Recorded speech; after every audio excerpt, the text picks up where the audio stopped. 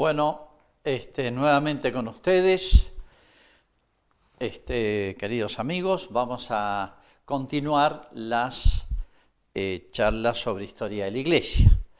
Primero vamos a hacer una pequeña introducción, así que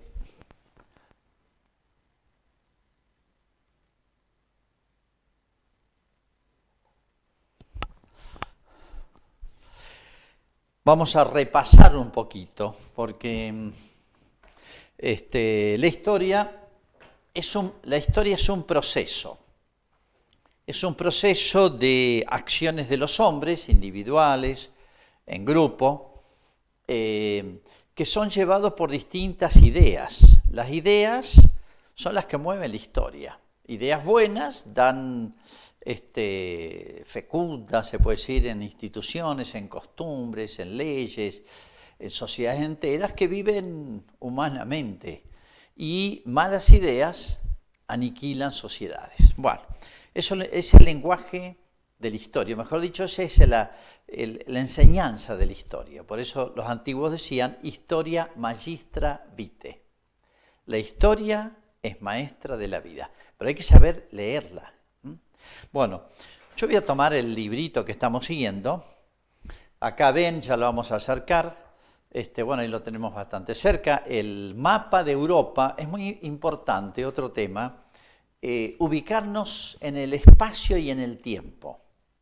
Es curioso, perdón, vamos a hacer una.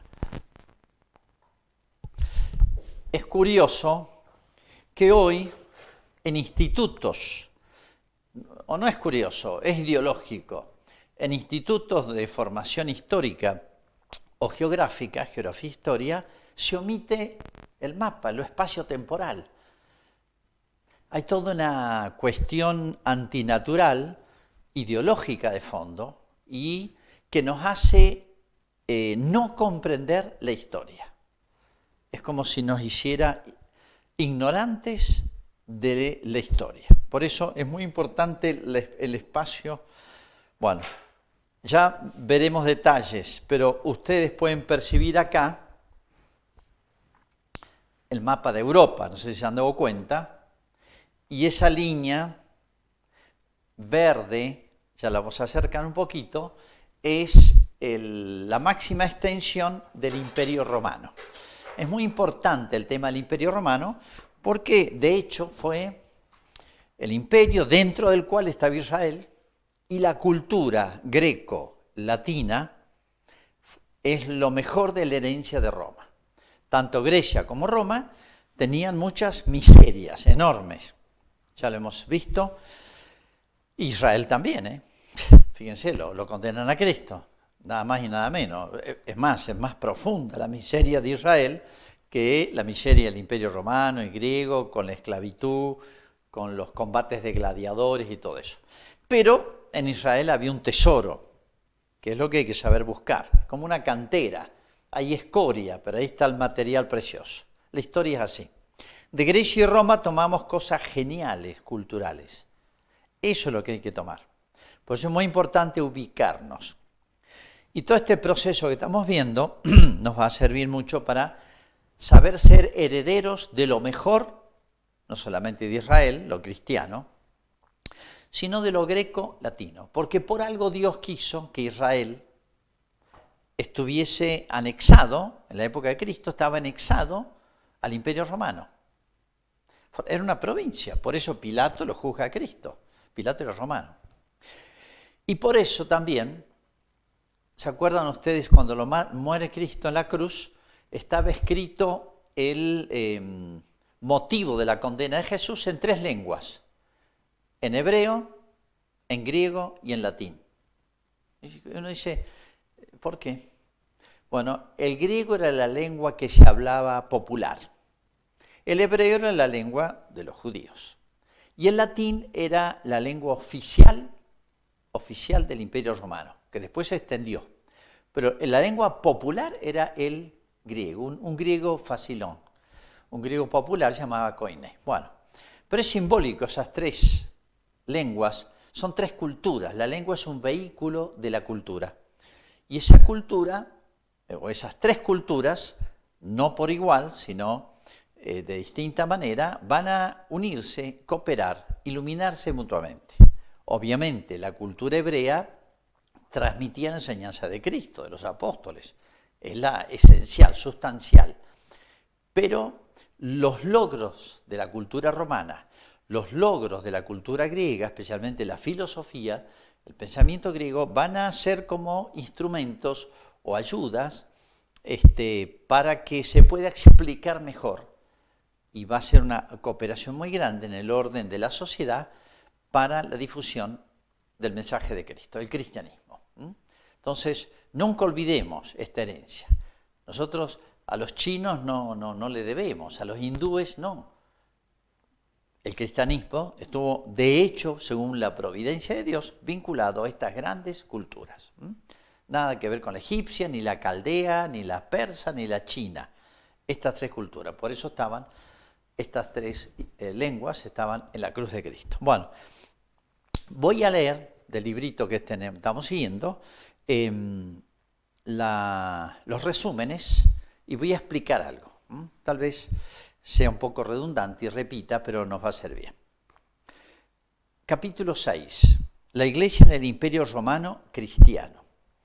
En el transcurso del siglo IV, el cristianismo comenzó a ser tolerado por el imperio para alcanzar luego un estatuto de libertad y convertirse finalmente, en tiempo de Teodosio, un emperador romano, en religión oficial. El emperador romano cristiano convocó las grandes asambleas de obispos, llamados concilios, y la Iglesia pudo organizar sus estructuras territoriales de gobierno pastoral. Bueno, en el transcurso del siglo IV el cristianismo comenzó a ser tolerado y al final religión oficial. Vamos a explicar eso. Bueno, como ustedes habíamos visto, el Imperio Romano, por una ley, que no sabemos cuál fue el origen, pero había declarado el cristianismo religión ilícita. Estaban permitidos todos los cultos. Habían templos que se llamaban panteón, que significa pan todos, theon, dioses, theos, Dios. O sea, un templo para todos los dioses, y había un nicho para cada uno de los dioses de los distintos pueblos. A ellos no les interesaba eso. Estaban los dioses del imperio. ¿Por qué el cristianismo fue la única religión que fue declarada ilícita? Ilícita. Es raro esto. Bueno, hay distintas teorías, pero fue así, es un hecho, no lo vamos a discutir. De manera que, ¿se acuerdan ustedes? Ser cristiano era delito. Ese delito fue perseguido, cuestionado de distintas maneras según los emperadores. Emperadores benévolos, emperadores más duros. Las persecuciones estuvieron siempre presentes, porque durante 300 y pico de años el cristianismo fue prohibido. Bueno, o sea, cualquier práctica cristiana, sea prepararse para el bautismo, asistir a la fracción del pan, que era la misa, o cualquier cosa de esas. Bueno, hay distintas etapas según los emperadores, así que no fue todo el tiempo, en todos los lugares, de la misma manera la persecución. Pero de todas maneras hubieron muchísimos mártires en los 300 primeros años. Pero en el año 300 y pico ocurrió un hecho muy, lo voy a resumir porque si no se me va todo el tiempo, un hecho providencial.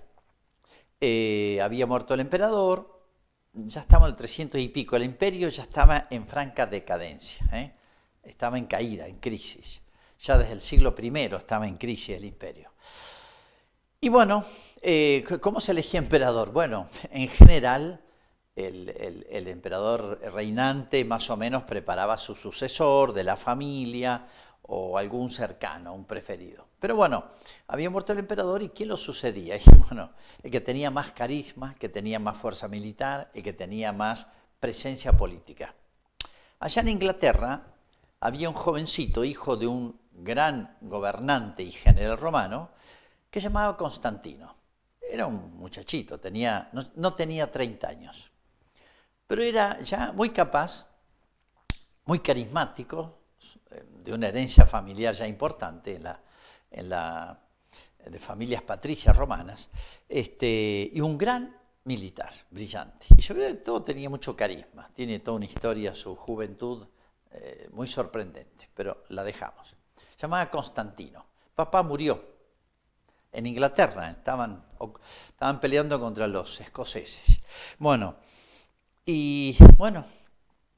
¿quién sucede al papá?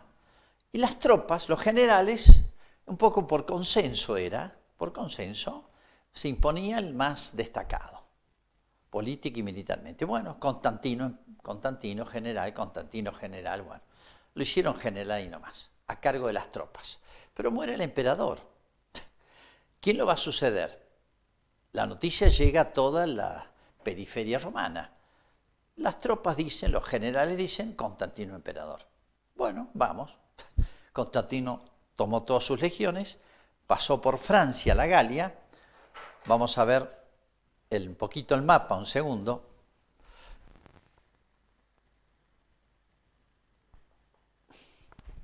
Así ven un poquito mejor el mapa. Britania, Inglaterra, allí estaba Constantino. Acá está Roma.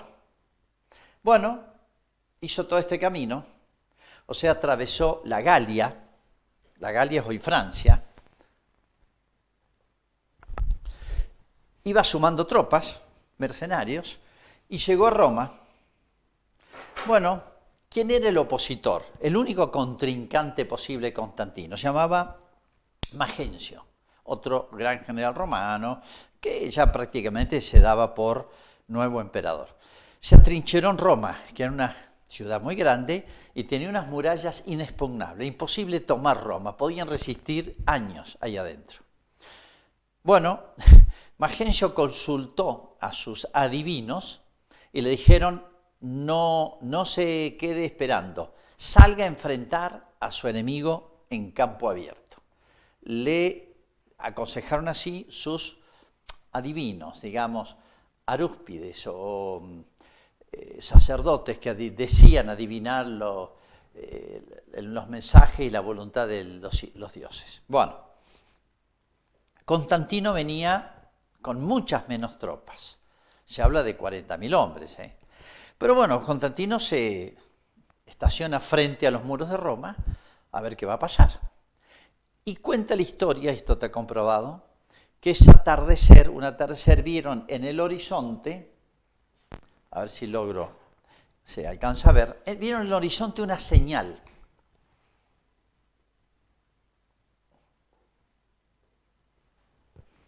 A ver si se alcanza a distinguir más o menos. Parece una P y una X, pero no es una P y una X. Son las dos primeras letras en griego de la palabra Cristo. Christos. Esta es la Xi y esta es la letra Rho, que la conocemos tal vez por geometría. Las dos primeras letras de la palabra Christos, Cristo. Y vio en el horizonte eso, que se llamó después el lábaro, y decía como una escritura abajo, decía, inox signo vinces, con este signo vencerás. El signo era cristiano, claramente cristiano. Bueno, Constantino y todo su plana mayor vieron eso, un milagro. Pusieron ese signo, el lábaro se llamó, en los escudos, en los guiones, en los emblemas de las legiones. Y bueno, esperaron, vamos a ver qué pasa. Vieron una señal del cielo. Constantino no era cristiano, era pagano. Su madre era cristiana. Así que del cristianismo tenía alguna idea. En el año 300 había muchísimos cristianos, ¿no? Bueno, con esta sugerencia, consejo que le habían dado a Magencio, Magencio sale a enfrentar las tropas de Constantino en campo abierto. ¿Qué pasó? Al cruzar el río Tíber, un río que atraviesa la ciudad de Roma, se cayó del caballo con la armadura y se ahogó. De manera que la batalla duró 15 minutos. En 15 minutos, Constantino se ve en sus manos el imperio. Apenas vieron que su jefe había muerto, bueno, Constantino emperador. este joven a los 30 años es dueño prácticamente del Imperio Romano, Constantino emperador. Bueno, como gratitud al cristianismo declara, quita esa ley, convence al Senado que quiten esa ley, cristianismo, religión ilícita. Entonces recién en esta que se llamó la batalla del Puente Milvio, se quitó la pena que tenía, estaba penalizado el cristianismo. No fue religión oficial del imperio. Pero bueno, le dio libertad a la iglesia, lo cual significa muchísimo. O sea, fue por así decir, un gran esplendor para la iglesia, porque al cesar la persecución y el emperador favorecer notablemente a los cristianos, bueno, el cristianismo creció enormemente. Pero el cristianismo fue tolerado, o sea, no fue más combatido. Eso fue el comienzo en el año 311-313, la batalla y el edicto de Milán, que se llama, bueno, comienzo del siglo IV. Comenzó a ser tolerado, para alcanzar luego el estatuto de libertad y convertirse en tiempo de Teodosio en religión oficial. Bueno, vienen después varios emperadores, hasta que al final del siglo viene un gran emperador, que se llamó Teodosio, era español, y también muy cristiano, y él declara el cristianismo a fin del siglo IV, que estamos, empezó con Constantino el siglo, Constantino murió en el año 333, creo, por ahí. Hay otros emperadores, pero a fin del siglo, 380 y pico, Teodosio declara el cristianismo religión oficial del imperio. Recién ahí, por así decir, los cultos paganos pasan a ser al revés, tolerados, como en el cristianismo antes. Y el culto cristiano, religión oficial del imperio. Bueno. Dice, el emperador romano cristiano convocó las grandes asambleas de obispos llamados concilios y la iglesia pudo organizar sus estructuras territoriales de gobierno pastoral. Bueno, el emperador romano convocó grandes asambleas de obispos. Habíamos visto que,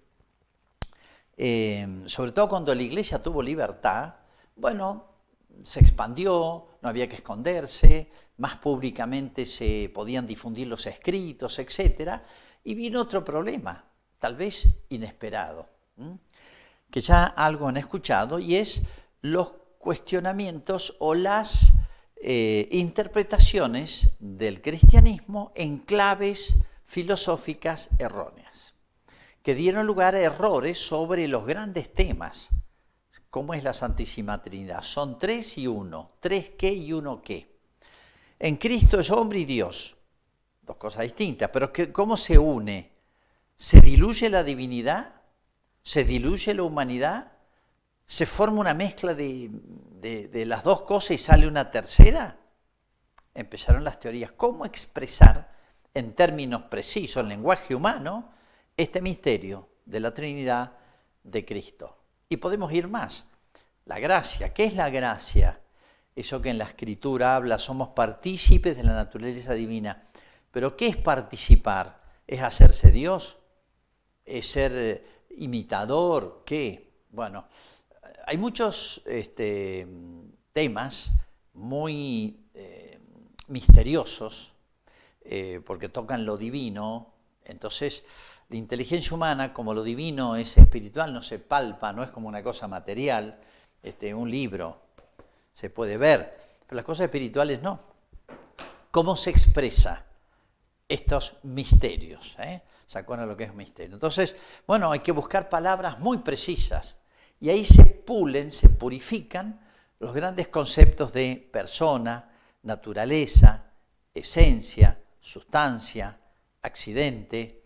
Bueno, términos filosóficos que hay que precisarlos, cómo se dice en griego y cómo se dice en latín. Y aquí vino el gran aporte de la cultura griega, sin la cual esto no hubiera podido hacerse. Y algún aporte de la cultura latina. Todas estas palabras que ustedes la han escuchado, hipóstasis, sustancia, esencia, naturaleza, etc., son todas de origen greco-latino. unos términos muy precisos con los cuales podemos expresar cosas muy difíciles. Bueno, estos concilios, ¿qué son los concilios? Bueno, el primer concilio lo hicieron los apóstoles, sale contando en los Hechos de los Apóstoles. Es decir, concilio es una reunión cuando hay un tema pastoral o dogmático discutido, que se quiere aclarar. Entonces, ¿qué hace la autoridad de la iglesia? Que tenía una estructura la iglesia ya. Pedro y los sucesores, que llaman los papas, recuerda que papa significa padre de los padres, pater patrum, de ahí viene papa. El papa convoca a los episcopoi a invitación de los 12, jefe San Pedro, pero eran otros 11, el grupo de los 12 que tomaba las decisiones. El primer concilio se hizo ya en la época de los apóstoles, se llamó Concilio de Jerusalén. Tuvieron que discutir, está contado en los Hechos de los Apóstoles, creo que ya lo hemos visto, el tema de que si para hacerse cristiano había que pasar por todos los ritos y prácticas de la religión judía. Tema que se discutió mucho, aún entre los apóstoles discutieron. Bueno, entonces se reunieron en concilio, primer concilio, Concilio de Jerusalén, y interpretaron, estudiaron cuál había sido la enseñanza de Cristo, y bueno, sacaron una conclusión. No hace falta hacerse judío de religión para hacerse cristiano. Cuando un pagano, uno de España, un romano de la Galia, quería hacerse cristiano, no tenía que hacerse antes judío y pasar por todas las prácticas religiosas, rituales judías. No, pasaba derecho al cristianismo. Bueno, un tema que se discutió y se resolvió en el primer concilio. En otras palabras, cuando la iglesia tenía que resolver temas universales, importantes, se juntaba la cabeza, que era la autoridad principal, Pedro, con los principales representantes de las distintas zonas cristianas, episcopoi. Sobre todo tenían una especial fuerza y valor las iglesias que habían sido fundadas por apóstoles. Iglesias que habían, por ejemplo, la iglesia de Antioquía era importantísima porque ahí había estado San Pedro. La iglesia de Alejandría era importantísima porque había estado probablemente San Mateo. En Asia Menor había estado San Juan, aunque ya ha pasado un tiempo, pero eran centros de una tradición apostólica importantísima. Entonces, invitaban a los obispos principales del mundo y resolvían el tema. Primer concilio de Jerusalén. El segundo, el de Nicea, 325. Se planteó un tema muy importante. Voy a mencionar uno nomás, pero hubieron varios concilios, Nicea, Constantinopla, Calcedonia, según los lugares donde se hacían, para resolver distintos temas. Bueno, apenas la iglesia tiene libertad y se va a expandir y va a sumarse muchísima gente de golpe, porque bueno, se puso de moda, digamos, un viento a favor. El emperador se hizo cristiano y bueno, muchos otros. Un tal Arrio, ya lo hemos visto al hablar de Cristo, sostuvo que Cristo no era Dios, era una especie de semidios, una especie de Dios de segundo nivel. Dios Padre estaba ya en primer nivel y un poquito más abajo. Entonces, Cristo, verdadero hombre, sí. Dios, no. Una pavada, no es una pavada, es importantísimo. El arrianismo tenía otros elementos, lo estoy simplificando, porque él no quería cuestionar lo que él llamaba la unidad divina. Si pongo el Padre, el Hijo y el Espíritu Santo al mismo nivel, entonces da la impresión de que hay tres dioses y Dios no puede ser más que uno. Entonces a Cristo lo ponía un poquito más abajo. Bueno, tenía muchas consecuencias esto y parecía ser una interpretación correcta y bueno, se discutió muchísimo. Pero bueno, la mayor parte de la iglesia no aceptó esta teoría de Arrio, se llamó el arrianismo. Entonces, Constantino, que no entendía de teología, él era buen militar y buen político, dice, bueno, miren, muchachos, resérvanlo ustedes este tema, pero me está dividiendo el imperio. Yo quiero que haya unidad religiosa también, porque si no, también produce conflictos sociales, políticos. Entonces, ¿qué hizo? Yo les facilito todo. ¿Qué necesito? ¿Una ciudad? Bueno, les acondiciono un lugar, les facilito los traslados, etc. Concilio de Nicea. No lo hace Constantino. Constantino favoreció. Bueno, ahí sí el concilio de Nicea, de ahí salió el famoso credo de Nicea, que es el credo largo, creo en un solo Dios. Fíjense que dice, hablando de la segunda persona, y creo en Jesucristo, Dios de Dios, luz de luz, Dios verdadero de Dios verdadero, engendrado, no creado, consustancial al Padre. Todas esas aclaraciones se hicieron en el concilio de Nicea. Fíjense cómo se remarca mucho la divinidad de Jesús. Jesús es hombre y Dios, y es la segunda persona de la Trinidad. Pongo un ejemplo nada más para no demorar. Vinieron grandes concilios. Repito, lo facilitaban los emperadores, pero no lo hacían los emperadores, lo hacía la autoridad de la Iglesia. Porque Cristo le había dejado a Pedro la responsabilidad junto a los obispos, continuadores de los 12 apóstoles, de resolver estos problemas, sean teóricos, dogmáticos o pastorales. Hubieron muchísimos temas y hubieron muchos concilios. Bueno, pero dice, y la Iglesia pudo organizar sus estructuras territoriales de gobierno pastoral. Claro, antes la Iglesia vivía en la clandestinidad, ahora a la luz. Entonces se organizó muy bien en la estructura de la Iglesia de siempre, que ya viene desde la época de los apóstoles. La Iglesia universal, la autoridad es Pedro, y después los sucesores, Lino, Cleto, Clemente, tenemos toda la lista. En segundo lugar viene lo que llaman las diócesis o arquidiócesis, que es lo mismo. Y en tercer lugar vienen las parroquias. En la Iglesia Universal está Pedro, que es un obispo de la Iglesia Universal. En las diócesis están los episcopoi, obispo, esa palabra viene ya desde el siglo I, episcopoi significa obispo, y en una unidad más chiquita las parroquias, y ya está, ahí están los presbíteros o sacerdotes, los curas párrocos. Esa es la estructura de la Iglesia, tiene esos 3 niveles, nada más. Bueno, la Iglesia pudo organizarse, ¿no? De manera que esa organización que ya tenía desde el siglo I, incoada, empezada, iniciada, con dificultades porque habían persecución, andaban a las escondidas, todos los obispos que agarraban los mataban. Entonces, bueno, habían dificultades, se pueden imaginar. Bueno, ahora se pudo organizar tranquila y pacíficamente. Capítulo 7. Cristianización de la sociedad. Desde el punto de vista social, el siglo IV presenció también una profunda transformación religiosa. La sociedad cristiana sucedió a las comunidades cristianas del período anterior. Antes habían pequeñas comunidades, en cada ciudad habían grupos de cristianos, medio escondidas.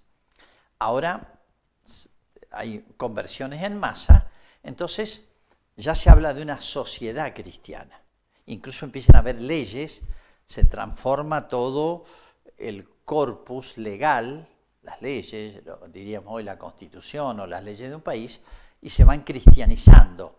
Se eliminó la pena de muerte por crucifixión, un montón de leyes que ya Constantino hasta Teodosio van haciendo del Código Penal, especialmente, y de los demás. Bueno, el cristianismo dejó de ser, en el mundo mediterráneo, una religión de minorías para convertirse en religión de muchedumbres.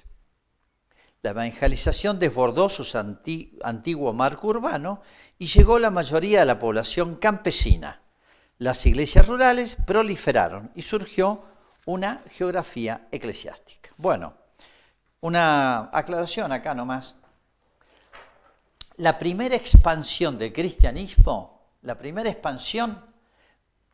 la hizo San Pablo especialmente, que viajó por todos lados, los viajes de San Pablo contados en los Hechos de los Apóstoles.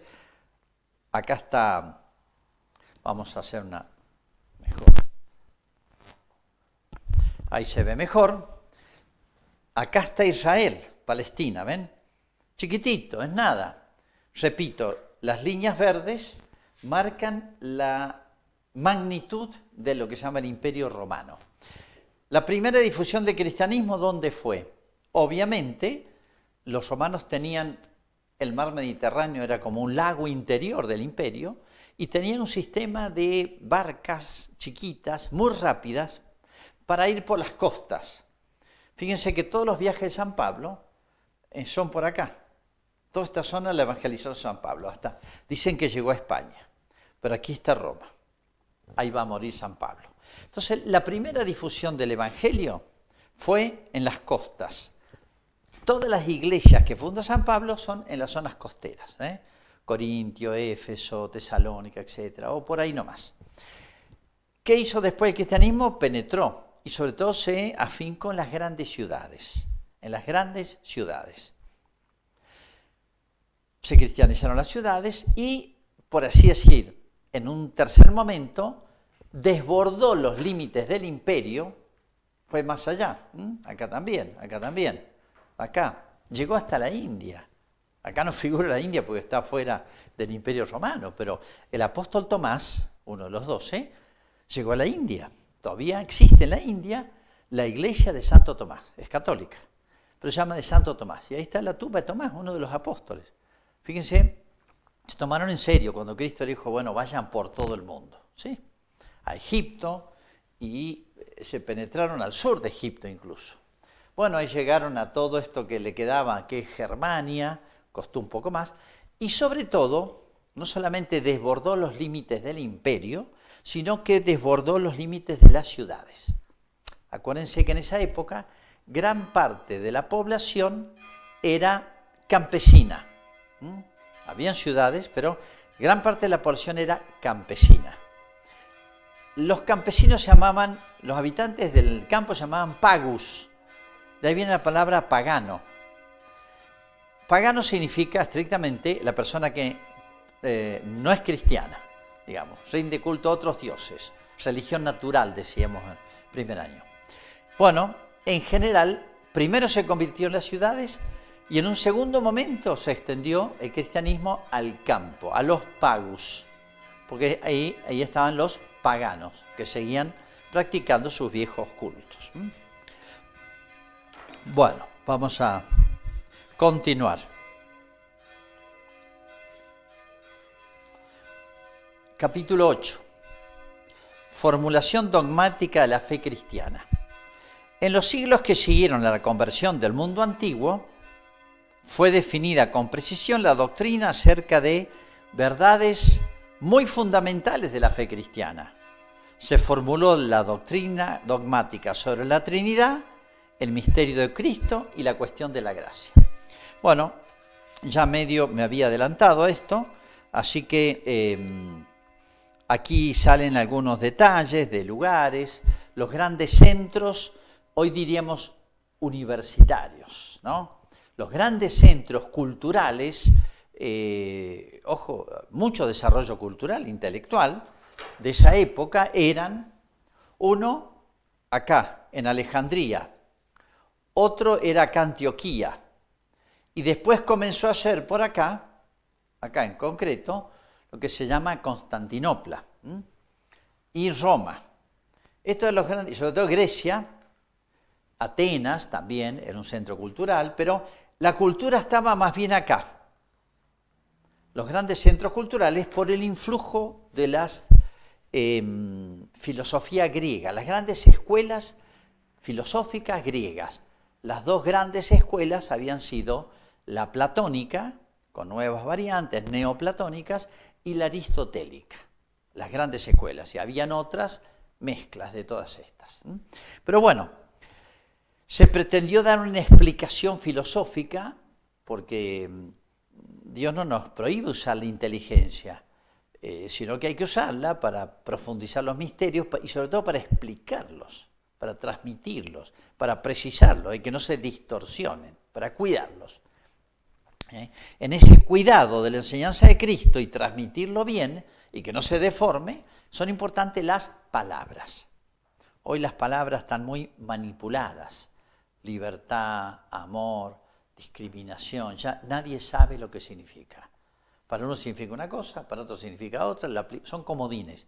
En esa época las palabras eran importantísimas. A veces se hacía un concilio entero, meses discutiendo, grandes talentos, para precisar una palabra. Por ejemplo, la palabra homousios en griego, consustancial en latín, de la misma sustancia. El Hijo, el Verbo, la segunda persona de la Trinidad es consustancial al Padre y al Espíritu Santo. Comparten la misma sustancia. Entonces, es importante saber qué significa la palabra sustancia. Un ejemplo. Bueno, pero la Iglesia precisó, los más grandes talentos de la Iglesia precisaron, estoy hablando de los años 300 y pico, antes del 400, pero después siguió con otros temas, más secundarios, pero las grandes definiciones y las grandes precisiones dogmáticas se realizaron en el siglo IV, llamémosle del 300 al 400. Grandes talentos tuvieron que estudiar muy bien la Escritura, Antiguo, Nuevo Testamento, tradición apostólica, etcétera, para precisar, para no distorsionar el Evangelio. Bueno, acá hay detalles, lugares, personas que erraban, se llamaban herejes. La palabra hereses, de ahí viene hereje, significa el que deforma, el que toma una parte y la desproporciona respecto al todo. Hereses significa eso. El que deformó, eso significa la enseñanza de Cristo. Bueno, vamos al capítulo 9. Los padres de la Iglesia, está muy vinculado a esto. Los siglos IV y V, del 300 al 500, constituyen la edad de oro de la patrística. En Oriente y Occidente apareció una pléyade de personalidades excepcionales que aunaban la santidad de vida y una destacada labor en el campo de las ciencias sagradas e incluso de la cultura en general. Esto es muy importante, da para mucho, pero vamos a tener que resumir bastante. Del año 300 al 500, ¿se acuerdan que yo les decía? Ante una dificultad que tuvo la Iglesia, respondió, porque el Evangelio, en la enseñanza de Cristo, tiene una fuerza de verdad, de contenido moral, de contenido humano extraordinario. Hay que saberlo extraer nomás. Es como una semilla de una planta muy grande, una cantera de un metal precioso. Entonces, no hay objeción, no hay cuestionamiento que no pueda resolverse a la luz del Evangelio. Ya Cristo previó todo. Bueno, yo le decía que ante estos cuestionamientos, la Iglesia respondió, tenía fuerza para responder, intelectualmente. Por eso, digo de paso, ya lo vamos a ver más adelante, la próxima, la Iglesia rescató toda la cultura antigua, la rescató los cristianos, y la Iglesia inventó las escuelas y las universidades. Nacen del Evangelio. No sé qué tiene que ver. ¿El Evangelio habla de que haya una universidad? No, pero ahí está toda la semilla de yo soy la verdad, dijo Cristo. Bueno, podría decir muchos pasajes, ¿no? El Espíritu Santo os iluminará la cabeza, la inteligencia, para que comprendan más, entiendan, tengan lucidez, luminosidad. Y bueno, de ahí nacen las universidades. Bueno, es un tema para más adelante. Entonces, ante estas objeciones que pusieron las filosofías paganas, los contradictores, los que deformaban, capaz que de buena voluntad, la Iglesia respondió con grandes talentos, incluso muchos de ellos filósofos paganos convertidos. Uno de los talentos más grandes de esta época, hay muchísimos, uno es San Agustín. Es un gigante, él se convierte a los 30 años, se bautiza. Pero no solamente San Agustín, hay una cantidad, miren, estos se llaman padres, siglo de oro de la patrística. ¿Por qué padres? Porque el que enseña a otro la verdad, de alguna manera engendra. Un maestro es medio padre y madre. Por eso hay una semejanza, una similitud. Entonces, ¿por qué se llaman padres estos? Pues son grandes personas de mucha santidad de vida, lo cual daba cierta garantía de que lo iluminaba el Espíritu Santo, mucha santidad de vida y mucho talento, y lo dejaron escrito. San Agustín tiene más de 150 obras. San Agustín es un genio, monstruo, fuera de serie, se convierte a los 30 años. Su maestro fue otro santo, obispo, San Ambrosio, obispo de Milán, que también era pagano, se convirtió como a los 30, 40 años, recién se hace cristiano, se bautiza, y él lo convierte en San Agustín. Bueno, podría dar una serie larga, ahí están, pero ¿quiénes son? Casi todos son obispos, talentosos, brillantes, de mucha cultura, en todo sentido, que respondían y exponían el Evangelio, la doctrina de Cristo, de una manera admirable, admirablemente leal, fiel al Evangelio, sin distorsionarlo, y brillante, coherente. Siglo de oro de los maestros y padres de la Iglesia. Ellos fueron los que iluminaron los concilios, etcétera, y dejaron grandes obras. Para que más o menos se entienda y se proporcione esto, es un tema tal vez poco conocido por el gran público, digamos. Pero bueno, pónganle, en el año del siglo II y III, pónganle hasta el año 300, están publicados todos estos escritos de estos padres, acuérdense, los padres apostólicos, padres apologetas, y esta es edad de oro de la patrística. Van creciendo los escritos. Bueno, ahora hay libertad en la Iglesia, pueden publicar y pueden difundir. Estos escritores de gran valor, llamados padres de la Iglesia, están editados en griego y en latín, y para que tengan una idea, hasta el año 500, vamos a redondear, del 300 al 500, vamos, hasta el 500, estos escritos están editados en tomos de unas 1000 páginas, deben ser unos 700 tomos. Sí, 700 tomos de unas 1000 páginas hasta el año 500.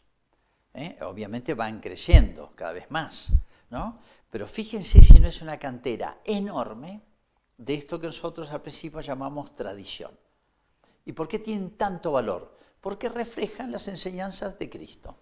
De una manera muy lúcida, vinculan los misterios muy bien.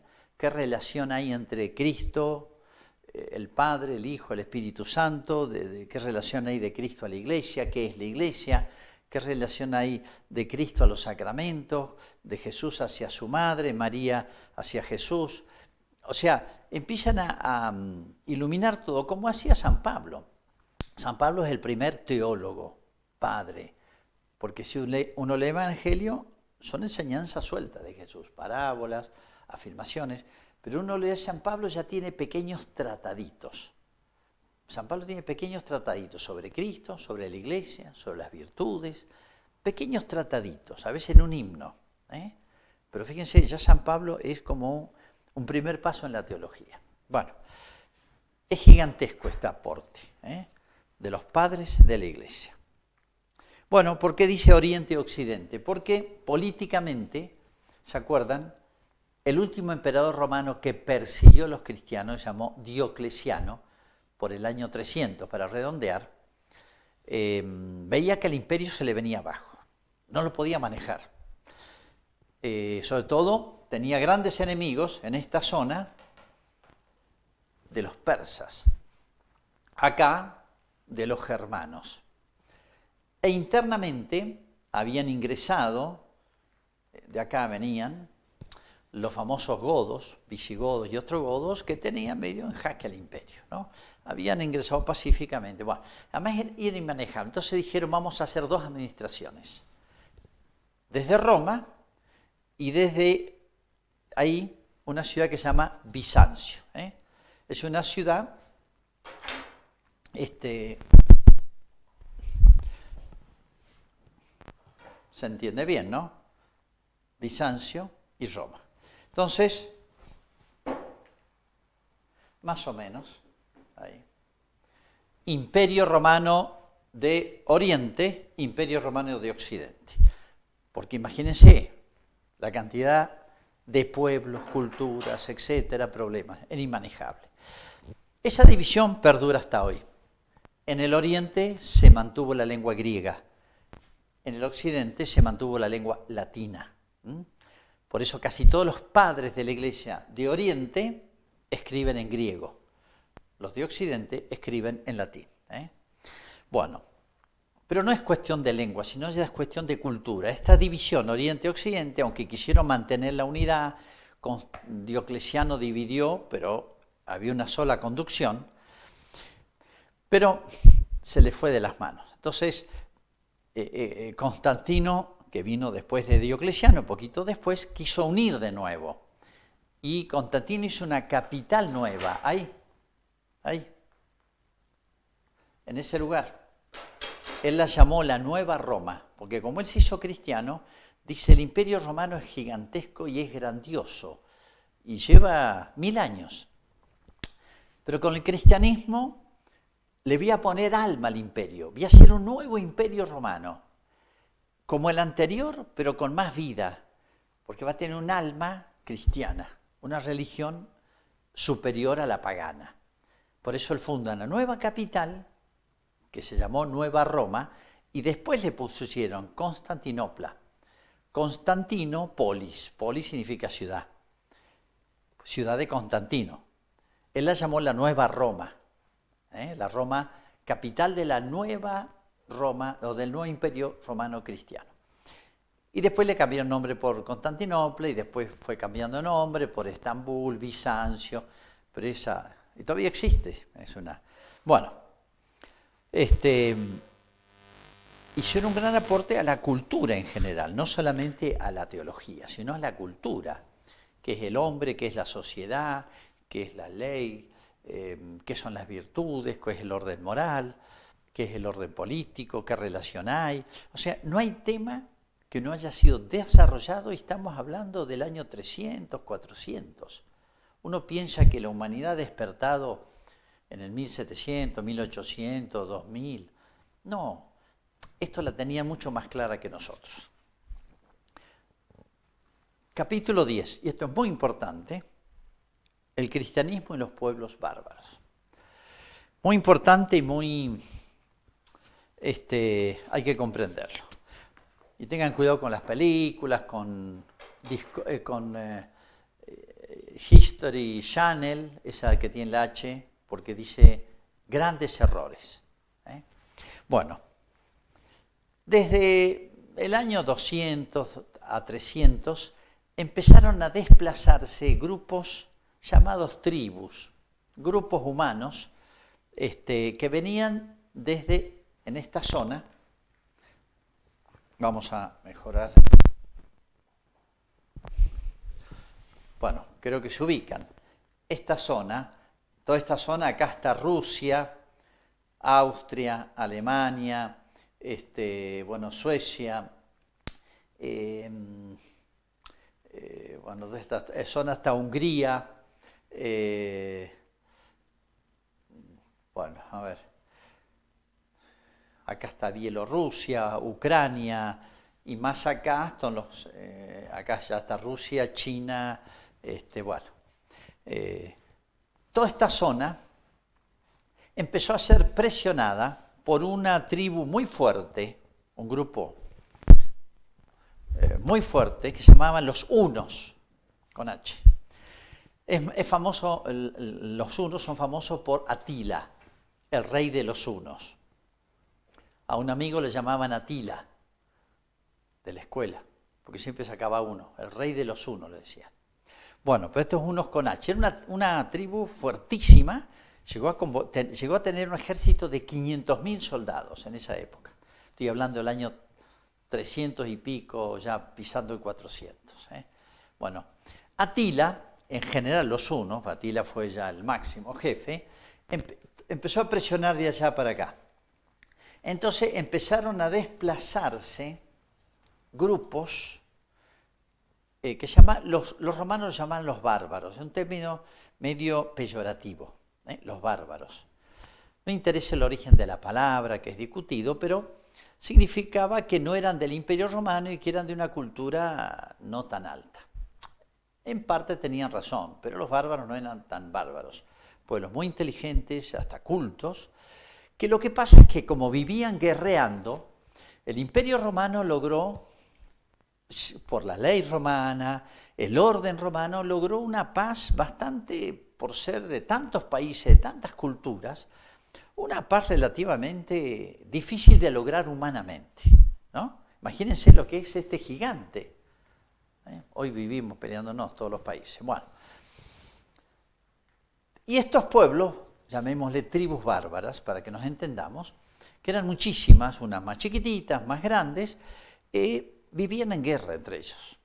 No había un imperio romano que los uniera. El más fuerte dominaba al más débil y ocupaba las mejores tierras. Es muy simple. Entonces se fueron desplazando, algunas pacíficamente, otras violentamente, por acá, a todas las territorios del Imperio Romano, buscando mejores tierras, buscando un poquito de paz y buscando amparo. El Imperio Romano les ofrecía amparo militar. Las legiones romanas eran famosas. Como diciendo, si yo hago un tratado, que los romanos recibían todos los pueblos, ponían algunas condiciones y venga, lo anexamos como una provincia. Entonces, la mayoría pacíficamente y otros por conquista romana, pero ahora pacíficamente entraban o se instalaban directamente. No les quedaba otra. Bueno, fíjense, todo lo que es las distintas regiones de Italia, los distintos pueblos. Acá se acuerdan que estaba, por ejemplo, Yugoslavia. Yugoslavia es un país artificial inventado por los comunistas, pero Yugoslavia era 4 países, ¿se acuerdan? Croacia, Macedonia, Eslovenia. Es un rejunte de países y cada país era una ex tribu bárbara. Si ustedes van acá, a Bélgica y Holanda, son hasta 2 lenguas distintas, 2 tribus bárbaras distintas. Francia tiene zonas muy distintas, la Borgoña, la Normandía, la Bretaña, etc., eran distintas tribus bárbaras. España, conocemos un poquito más, bueno, ahí está Portugal, que es país distinto, pero está Galicia, la lengua gallega, Navarra, los Países Vascos, Cataluña, Andalucía, Castilla, o sea, hasta lenguas distintas tienen. Y uno dice, ¿cómo? Si era una sola provincia romana, ¿por qué no hablan todos castellano, que es derivado del latín? Porque ahí se metieron como 6 tribus bárbaras. Entonces, este desplazamiento, en la medida que el imperio iba decayendo, iba siendo más débil para asimilar y ordenar toda esta multitud de pueblos. Y como veían a Roma tan débil, los emperadores tan flojos, se había perdido el espíritu de Roma ya, entonces avanzaban y nadie les decía nada. El pueblo más grande, más fuerte, que tuvo en jaque a Roma y que tuvo batallas terribles con Roma, y llegó a matar a un emperador en un combate y ocupar Roma en el año 410, Alarico, famoso, jefe de los godos, de los godos, toma Roma, se pasea por Roma 3, 4, 5 días, saqueó Roma. Bueno, los bárbaros eran muchísimos grupos, los más fuertes eran los godos, que tenían los visigodos, que entraron en Roma, anduvieron vagando por acá y se instalan en el centro de España. Lo que es hoy el centro de España, cuya capital era Toledo, es visigoda. O sea, todos los que tenemos apellido español y somos de la zona de Castilla, somos descendientes de los bárbaros visigodos. Otros entraron en Italia y se quedaron, los ostrogodos. Ustedes vieron que en Italia hay como 10 regiones distintas. Un siciliano no tiene nada que ver con un napolitano, ni con un toscano, ni con un milanés. Italia es un país formado por muchos grupos distintos, hasta lenguas distintas. El italiano lo pusieron como lengua oficial, que es la lengua de la Toscana. ¿Pero por qué? Porque eran distintas tribus bárbaras. Todo el mapa de Europa hoy no se entiende sin estas invasiones, pacíficas o más o menos violentas, que aprovecharon la debilidad del Imperio Romano. Incapaz de asimilar o frenar, o poder ordenar y organizar este conjunto tan heterogéneo de naciones. Es muy importante entender esto. Pero hay un par de detalles más. Todas estas tribus bárbaras, por datos que tenemos que remontarnos hacia atrás, como 150 años atrás, habían sido evangelizadas. ¿Desde dónde? Desde acá. Desde acá habían sido evangelizadas, sobre todo los godos, que era el pueblo más fuerte, más grande, habían sido evangelizadas, pero por grupos arrianos. Un emperador que pactó con los godos, tuvo que pactar porque se le venía encima, un emperador de acá, que estaba la capital acá, la capital de Oriente, tuvo que pactar con los godos y le mandó misioneros arrianos. Casi todas las tribus bárbaras eran arrianas, o sea, cristianas arrianas. Por eso cuando Alarico en el 410 toma Roma, saquea todo, pero respetó las iglesias. Curioso, ¿no? Dice, estos bárbaros eran bárbaros en el sentido que eran muy guerreros, pero no eran tontos, no eran brutos, eran tipos muy cultos y después hicieron grandes culturas en Europa. Primer detalle, eran casi todos arrianos, o sea, cristianos arrianos, de manera que después pasaron del cristianismo arriano al cristianismo ortodoxo, correcto. Bueno, pero dos detalles importantes. Uno, en la Galia había un grupo, una tribu bárbara muy fuerte, la de los francos, cuyo rey era Clodoveo. Estaba casado con una borgoñona de una tribu bárbara distinta, pero vecina, que se llamaba Clotilde. Ella era cristiana y Clodoveo era pagano, no era arriano, pagano. Hubo una batalla. Él estaba combatiendo contra un vecino, otra tribu bárbara, se llamaban los alamanos. Se las vio mal y les pidió, Dios de Clotilde, ayúdame. Bueno, se le dio vuelta a la batalla. Lo vio como una cosa maravillosa, milagrosa, y entonces terminó la batalla. Bueno, explíqueme, llamó un obispo muy santo, San Remigio se llama, explíqueme la religión cristiana, la religión de Clotilde, su esposa. Bueno, lo instruyó en la fe, me quiero bautizar. Con él se bautizó todo el ejército, todos los oficiales, las tropas, porque bueno, seguían al rey. Y Clodoveo era un gran tipo, un líder muy centro de Francia. Bueno, los francos, unidos a los borgoñones, de la esposa de Clodoveo, fueron conquistando casi todo lo que es hoy Francia y mucho más de lo que es parte Bélgica, Holanda y parte de Alemania. O sea, el imperio franco llegó a ser muy grande, muy importante. Pero fue muy importante en la conversión de los bárbaros, la conversión prácticamente milagrosa de Clodoveo. Porque gracias a él, después de Francia, salieron misioneros para todos lados. Primer detalle eso, lo que ocurrió en Francia, alrededor de 500. Y otro detalle, que ya lo vamos a tener que tratar, y es el siguiente. En el año 600, más o menos, de la zona de Arabia, esto es Arabia, por acá está la península arábiga, apareció un personaje aparentemente intrascendente. Algunos dicen que era judío, otros dicen que no era judío, pero se llamaba Mahoma, probablemente le suene. Estoy hablando del año 600.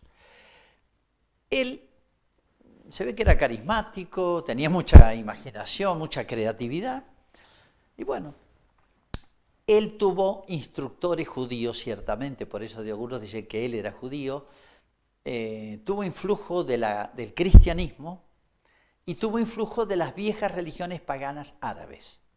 Junten estas tres cosas, judaísmo, cristianismo, religiones paganas árabes, y ahí salió lo que llamamos el Islam, la religión de Mahoma. Musulmán significa algo así como creyente. Mahoma decía inspirado por Dios. Y él sostenía, ¿Jesús es digno de crédito? Sí, es un profeta, pero es uno de la lista de los profetas. Pero el profeta último y más grande soy yo. Cristo es un profeta más. Yo soy el último y más grande de los profetas. Así decía Mahoma. Y él decía, la esencia de esta religión, que es la verdadera, es Alá es Dios y es uno solo. No existe la Trinidad, Padre, Hijo y Espíritu Santo. Eso lo toma mucho de los judíos. Dios uno. Y Mahoma es el profeta. Y todo lo que enseñó Mahoma hay que creerlo con ojos cerrados porque es inspirado por Alá. Y otra cosa más, hay que conquistar el mundo para Alá.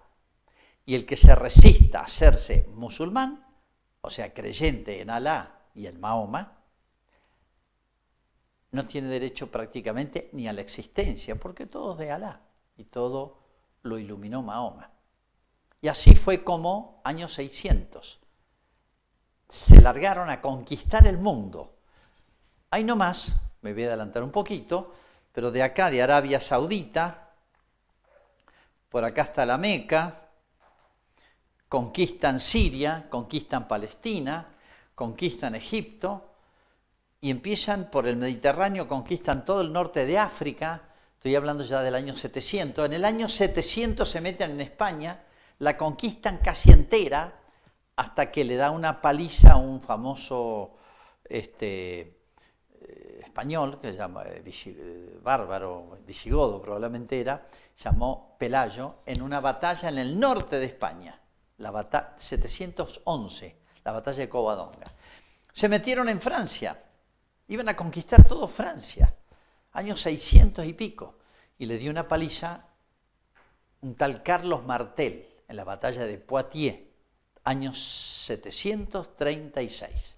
Pero fíjense, en el 600 nace el Islam, en el 700, han pasado apenas 100 años, ya han conquistado todo esto. Y su aspiración es conquistar toda Europa, todo el imperio, el viejo imperio romano. Y es una idea que la mantienen hasta el día de hoy. Invasión de los bárbaros. Bueno, se me ha ido el tiempo. Y tendría que haber explicado algo de lo que se llama vida ascética y monacato. Lo digo en dos palabras. Vida ascética y monacato.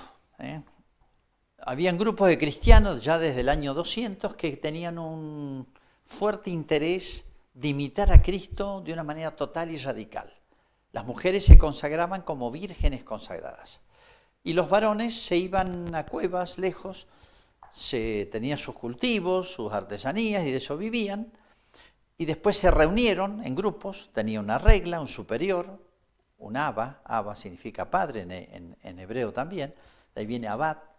Entonces, y tenía una regla y se dedicaban 8 horas al descanso, más o menos, 8 horas al trabajo y 8 horas a la oración. No es que estuvieran todo el día rezando. Pero lo importante es que dejaban lo ordinario, la posesión de bienes, fundar una familia y tener libertad para hacer lo que quiera. O sea, pobreza, castidad, se puede decir, y obediencia para someterse a una regla de vida y un superior. Vida consagrada. Esto se llama vida ascética. Ascetismo significa esfuerzo, sacrificio. ¿Por qué? Porque querían imitar de la manera más perfecta a Cristo.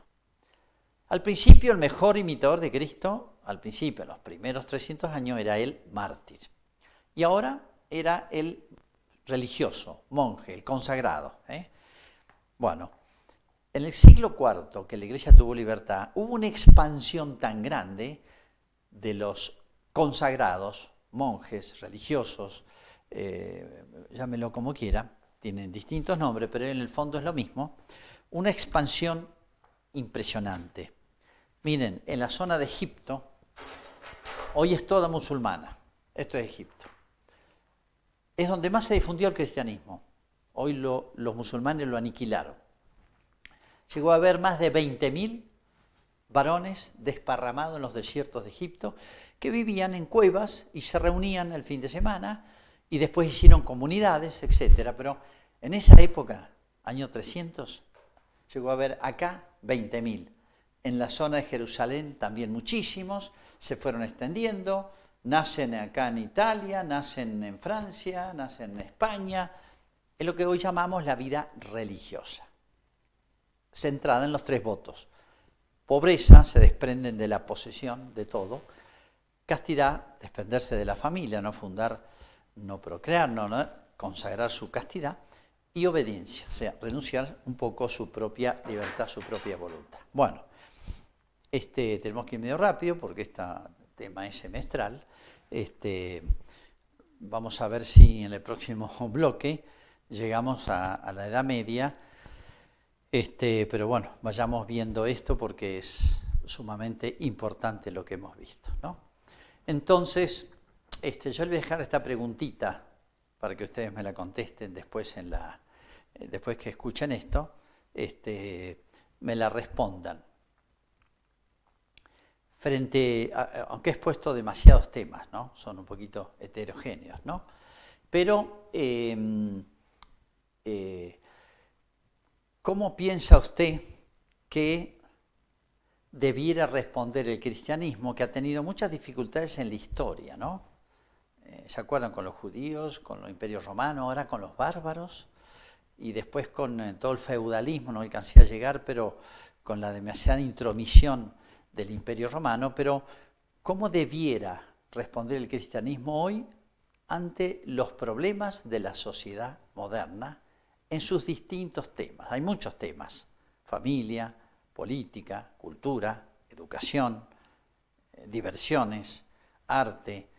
Bueno, ¿cómo debiera responder, mirando al mensaje de Cristo, al Evangelio, cómo debiera responder para ser fiel a Cristo a estas distintas dificultades que se plantean hoy? Yo quiero que piensen, y elabórenlo ustedes, y pónganme ustedes un poquito. En la educación hay tal problema, ¿cómo debiera responder un cristiano? En la política hay esto, en la economía hay esto, en la juventud hay esto, en la familia hay esto. Creo que hay para pensar y para ensayar una solución personal, que todos tenemos que darla porque vivimos en este mundo. Hasta la próxima.